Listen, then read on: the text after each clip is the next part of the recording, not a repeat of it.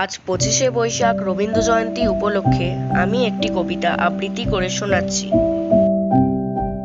২৫শে বৈশাখ, কবি বরুণ হালদার।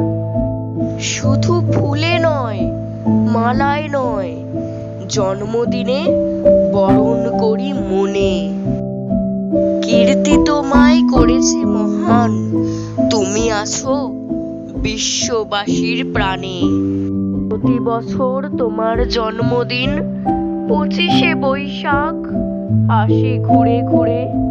পূজিত হও তুমি বিশ্ববাসীর চিন্তা চেতনায়, হৃদয় মন্দিরে।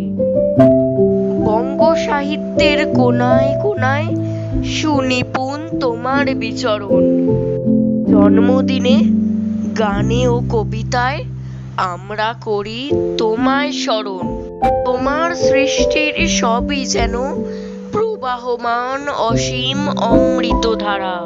গীতাঞ্জলি কিংবা গীতবিতান পড়ে হয়ে যাই আত্মহারা। আমাদের ছেড়ে চলে গেছো অমৃত লোকে বহু কাল আগে। আনন্দে কিংবা বিষাদের দিনে তোমার বাণী হৃদয়ে জাগে। জন্মালে তার মৃত্যু হবে, হেথা কেহ নহে অমর। তোমার সৃষ্ট অমৃত বাণী করেছে তোমায় অমর। বিশ্বকবি, মনের গুরু, আমার প্রাণের গুরু তুমি।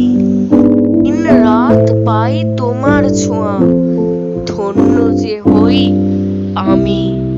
দিন রাত পাই তোমার ছোঁয়া, ধন্য যে হই আমি। নমস্কার।